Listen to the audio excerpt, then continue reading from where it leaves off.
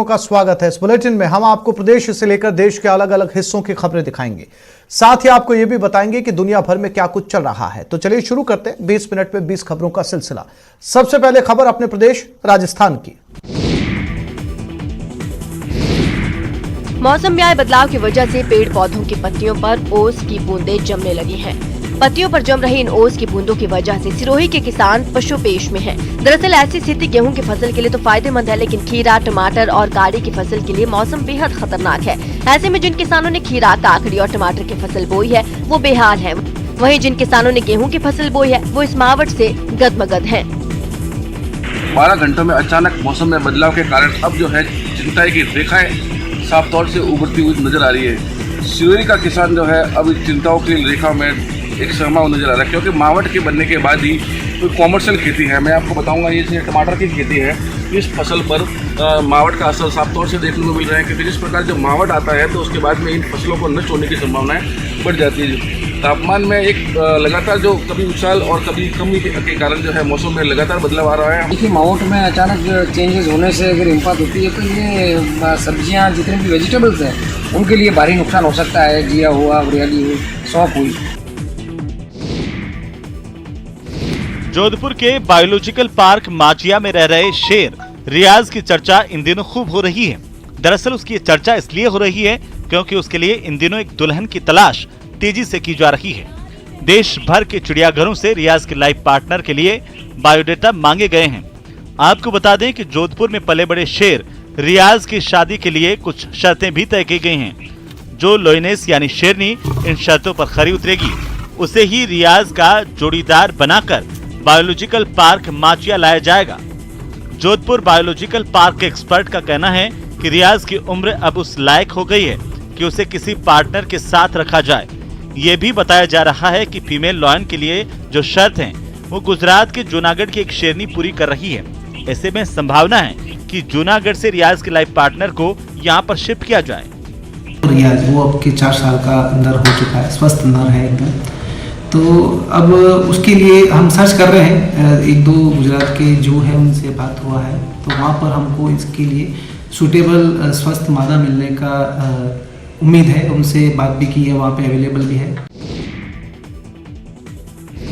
Jodhpur biological park के जानवरों को सर्दी से बचाने के लिए इन दिनों खास तरह के इंतजाम किए गए हैं।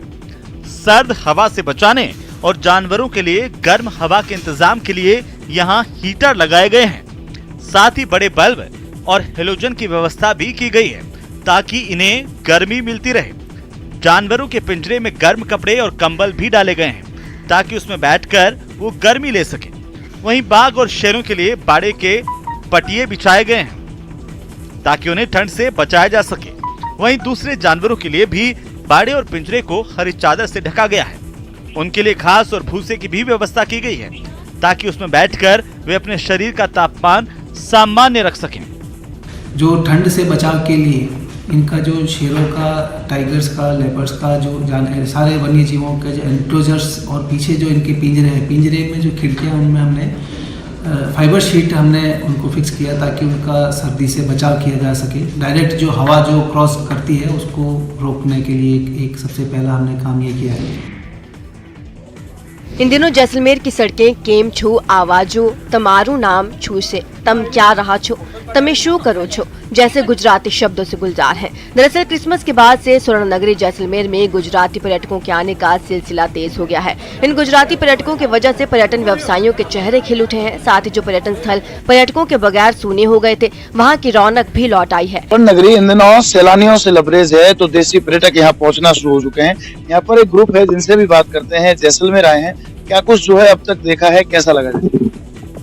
बहुत अच्छा लगा। हमने देखा है लाइक फोर्ट्स देखे हैं हमने, फिर ये लेक है, it's really very awesome and it's like ठंडी है तो like it's we are enjoying it. बताया जा रहा है कि नए साल के स्वागत के लिए यहाँ पर्यटकों के आने का सिलसिला अभी और बढ़ेगा।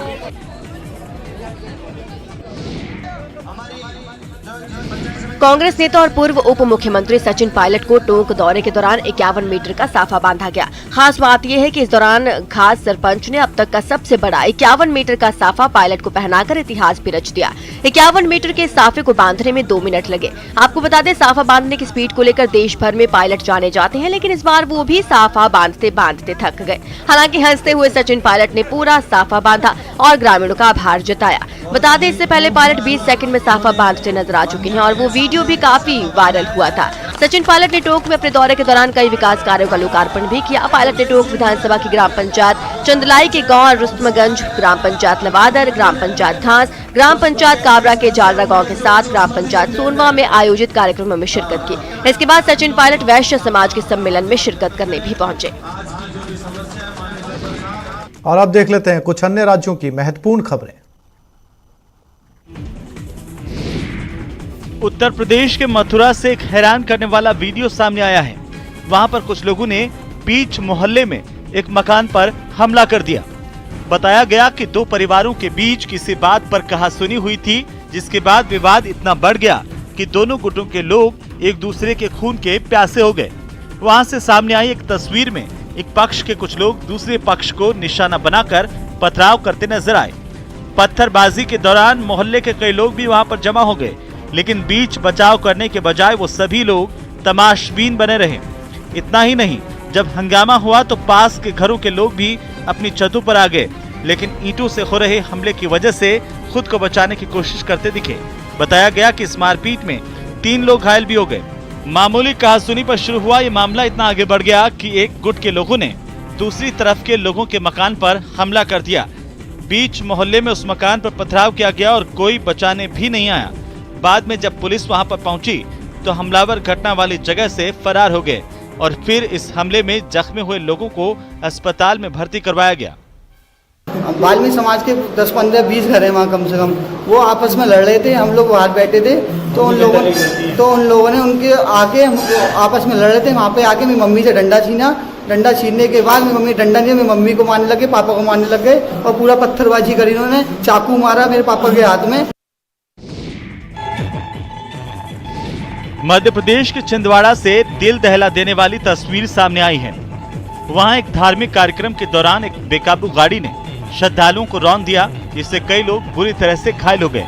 यह हादसा उस वक्त हुआ जब वहां पर पदयात्रा निकाली जा रही थी। तभी वहां मौजूद वो गाड़ी बेकाबू हो गई और सामने सड़क पर जश्न में डूबे लोगों को उसने रौंद दिया। ये सब कुछ इतनी तेजी से हुआ कि श्रद्धालुओं को संभलने का मौका भी नहीं मिला, क्योंकि वो गाड़ी भी इसी पदयात्रा का हिस्सा थी और उस पर कई श्रद्धालु सवार थे। लेकिन उसके ड्राइवर की गलती से कई लोग बुरी तरह से जख्मी हो गए। बताया गया कि घायल हुए लोगों को तुरंत नजदीक के अस्पताल में भर्ती करवाया गया, लेकिन जब उनकी हालत में सुधार नहीं हुआ तो उन्हें नागपुर रेफर किया गया। दरअसल जिस गाड़ी की वजह से यह हादसा हुआ उसी पर संगीत की धुन बज रही थी और उसके सामने ही कई लोग जश्न में डूबे थे। यही वजह रही कि जब वो बेकाबू हो गई तो लोगों को संभलने का मौका नहीं मिल पाया। गनीमत रही कि थोड़ी ही दूर जाने पर वो रुक गई, नहीं तो वहां पर बड़ा हादसा हो सकता था।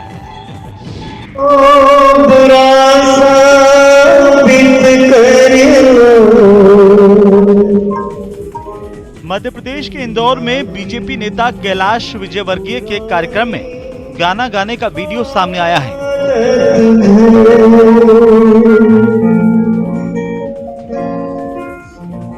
वो वहां मोहम्मद रफी की याद में आयोजित एक अवार्ड समारोह में हिस्सा लेने के लिए पहुंचे थे, लेकिन उन्होंने वहां खुद ही माइक संभाल लिया और गुनगुनाना शुरू कर दिया।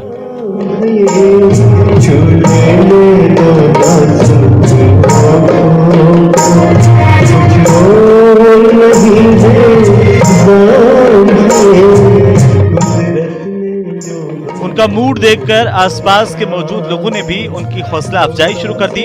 इसके बाद तो कैलाश विजयवर्गीय पूरे फॉर्म में आ गए और मोहम्मद रफी का एक गाना गाने लगे।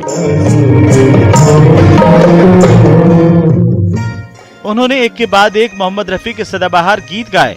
इस दौरान वहां पर मौजूद लोग भी उनका ये हुनर देखकर तालियां बजाते दिखे।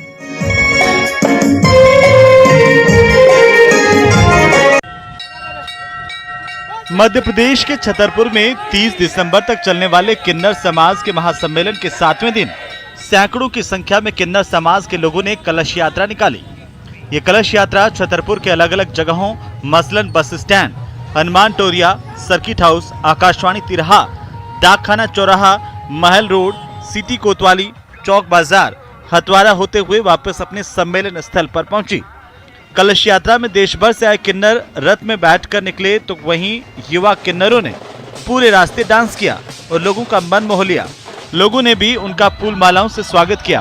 किन्नर समाज के लोगों ने बताया कि ये कलश यात्रा शहर के वासियों के लिए सुख शांति और समृद्धि के लिए निकाली गई है।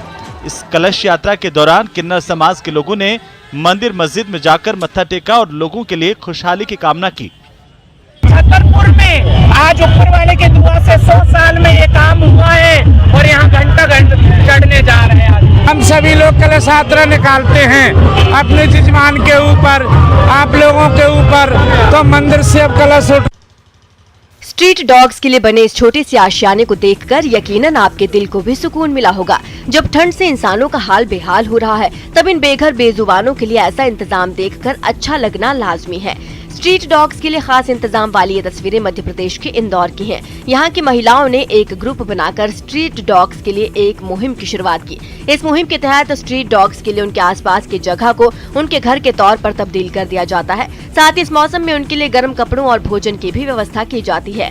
खास बात यह है कि इस ग्रुप ने अपने लेवल पर देश भर में बड़ा संगठन तैयार कर लिया है। सोशल मीडिया के जरिए हजारों लोग इनके साथ जुड़कर स्ट्रीट डॉग्स और दूसरे जानवरों की मदद कर रहे हैं।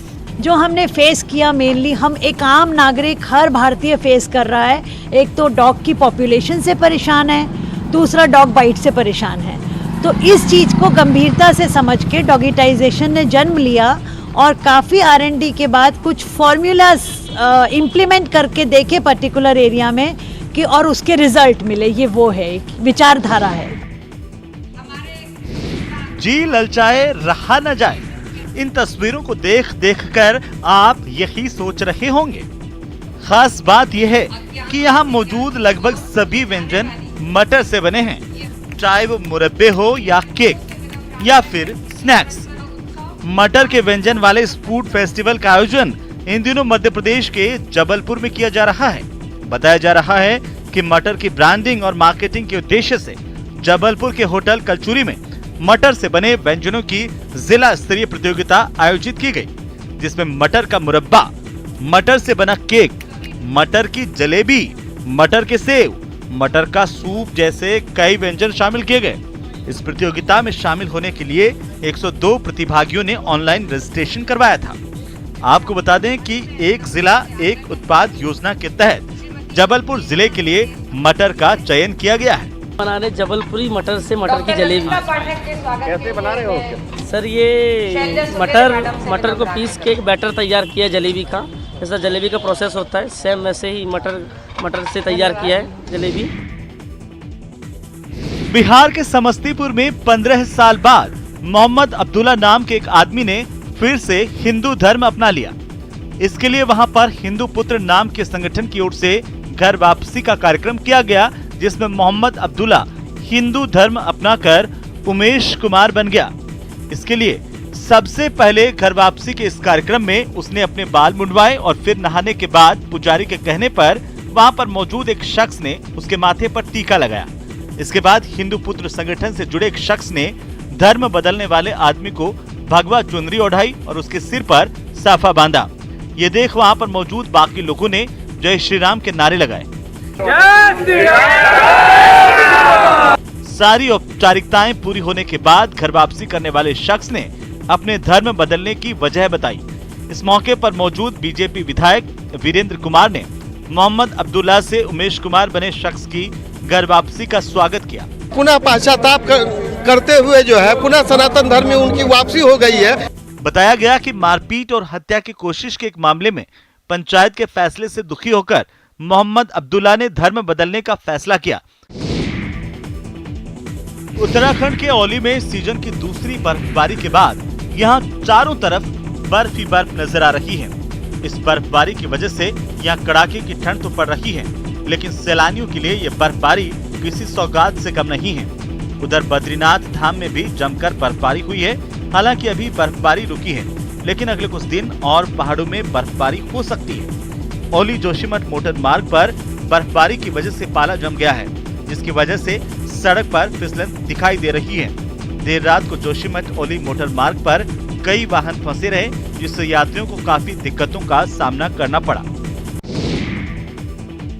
जम्मू कश्मीर में शरीर कंपकपा देने वाली ठंड पड़ रही है। भद्रवाह के लोगों का तो हाल सबसे ज्यादा बेहाल है। पिछले एक सप्ताह से यहाँ का तापमान -5 डिग्री के आसपास बना हुआ है। इसकी वजह से नदी नाले और पानी के सारे स्रोत जम गए हैं। हाल यह है कि पेड़ की टहनियों से लेकर पत्थरों तक पानी जमा नजर आ रहा है। -5 डिग्री तापमान की वजह से पानी की सप्लाई पर भी प्रतिकूल असर पड़ा है। साथ ही बिजली कटौती से भी लोग परेशान हैं। एक हफ्ते से जो है भद्रवाह इतना ज़्यादा ठंडी जगह बन गई है कि यहाँ जो है चलता हुआ पानी जो है रातों को जम रहा है। पाइपें वगैरह जो है पीएचई का जो पानी आता है घरों में या बाथरूम की जो सेंट्री फिटिंग है उसका तक पानी जम जाता है। पानी होता है ये भी पाइपों में जम जाता है और हमें बहुत ज़्यादा परेशानियों का सामना करना पड़ता है। हमें वही 6 दिन के बाद जो है हमने पानी घर में पहुँचाया और पाइपें जो है वो कोरे से पूरी जो है फट गई थी, वो भी लोहे की पाइपें जो है वो फट गई थी, तो इससे जो है काफ़ी मुश्किल हो रही है।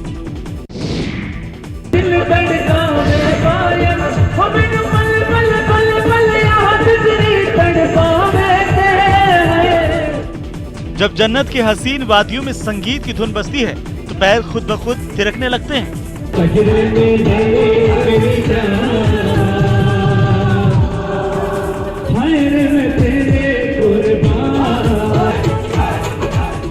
जम्मू कश्मीर के गुलमर्ग में चल रहे विंटर फेस्टिवल के दौरान भी जब संगीत की महफिल सजी तो पर्यटकों का दिल बाग बाग हो गया और वे झूम उठे।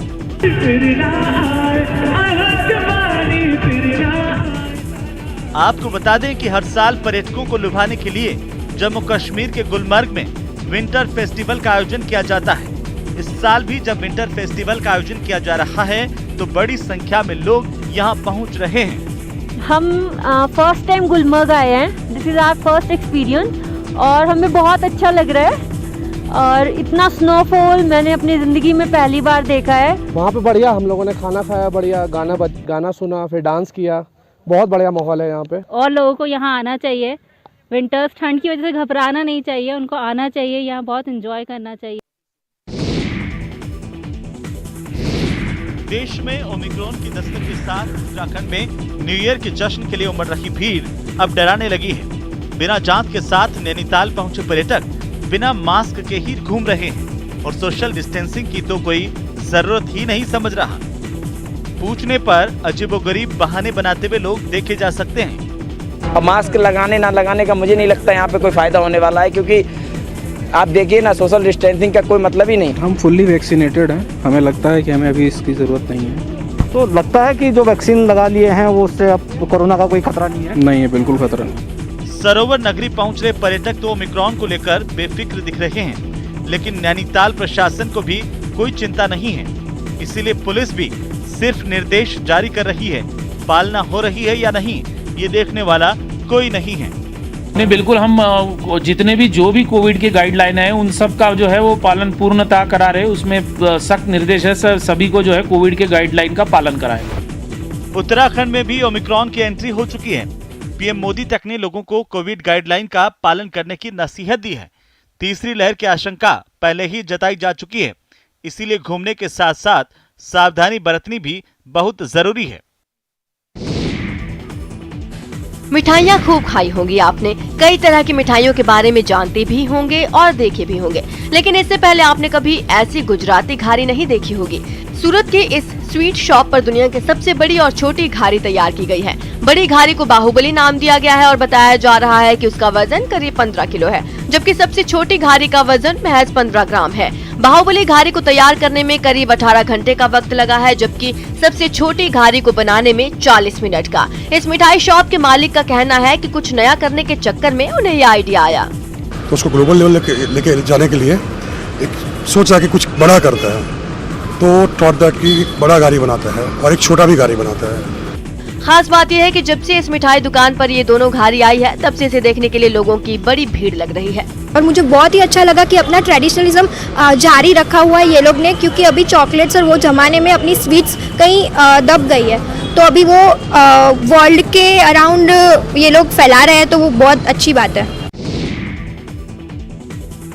पड़ोसी देश यूक्रेन के साथ चरम पर पहुंच चुके तनाव के बीच रूस की सेना ने यूक्रेन की सीमा के नजदीक एक मिलिट्री ड्रिल की। इस शक्ति प्रदर्शन के जरिए रूस ने अपने इरादे एक बार फिर से जता दिए, जिसकी झलक उसके इस दमदार अभ्यास में साफ दिखाई दी, जिसमें रूस के सबसे घातक हथियारों को शामिल किया गया।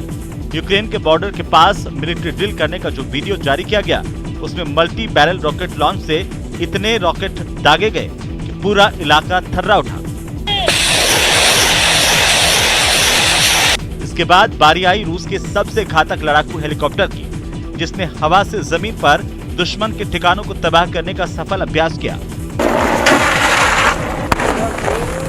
लेकिन इस अभ्यास में सबसे ज्यादा ध्यान खींचा रूसी टैंकों ने, जो बर्फीले मैदान में बेहद फुर्ती के साथ अपने टारगेट की ओर बढ़ते दिखाई दिए।